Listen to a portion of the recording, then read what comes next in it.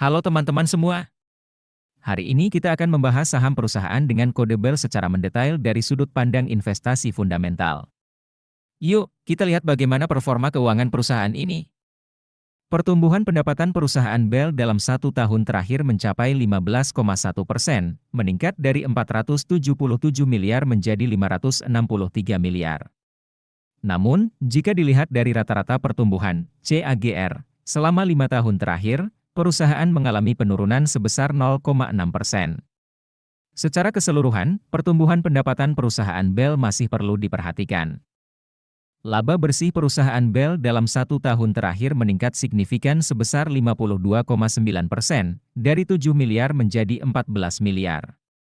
Akan tetapi, jika dilihat dari rata-rata pertumbuhan (CAGR) selama 5 tahun terakhir, perusahaan mengalami penurunan sebesar 12,3%.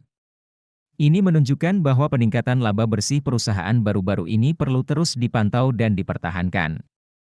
Profitabilitas perusahaan BEL juga menunjukkan perbaikan, dengan gross profit margin meningkat dari 30,5% menjadi 30,9% dan net profit margin meningkat dari 1,4% menjadi 2,5%. Hal ini mengindikasikan bahwa perusahaan semakin efisien dalam mengelola biaya-biayanya. Posisi perusahaan BEL juga terlihat membaik jika dilihat dari return on asset (ROA) dan return on equity (ROE). ROA meningkat dari 0,8% menjadi 2,0%, sementara ROE meningkat dari 2,0% menjadi 4,9%. Meskipun masih di bawah 10% yang merupakan level yang baik, tren peningkatan ini perlu dipertahankan. Dari sisi kesehatan keuangan, debt-to-equity ratio perusahaan BEL stabil di level 0,6 kali, lebih baik dari maksimal 1 kali yang umum dianggap sehat. Menurut penilaian berdasarkan kerangka investasi fundamental ala Warren Buffett, perusahaan BEL mendapatkan 3 poin dari total 6 poin. Untuk melihat penilaian detailnya, kalian bisa mengunduh aplikasi investor yang linknya ada di deskripsi video ini. Jangan lupa tinggalkan komentar untuk saham yang ingin dianalisis selanjutnya ya, teman-teman. Nah, sekarang kita akan membahas tahap yang paling dinantikan, yaitu valuasi saham BEL.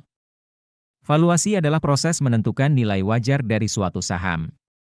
Ini dilakukan untuk mengetahui apakah saham tersebut sedang diperdagangkan di bawah atau di atas nilai wajarnya.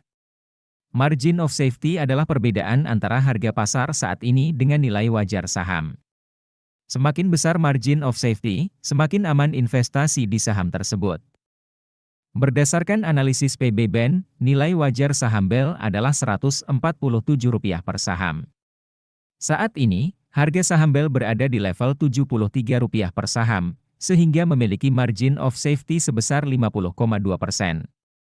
Sementara itu, berdasarkan analisis PE Ben, nilai wajar saham BEL adalah Rp547 per saham. Dengan harga saat ini Rp73 per saham, saham BEL memiliki margin of safety sebesar 86,7%. Nah, teman-teman semua, sudah kita bahas berbagai aspek performa keuangan dan valuasi saham BEL.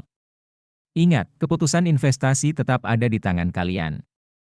Lakukan analisis mandiri, pertimbangkan risiko, dan ambil tanggung jawab atas setiap keputusan yang kalian buat. Semoga informasi ini bermanfaat untuk kalian. Sampai jumpa.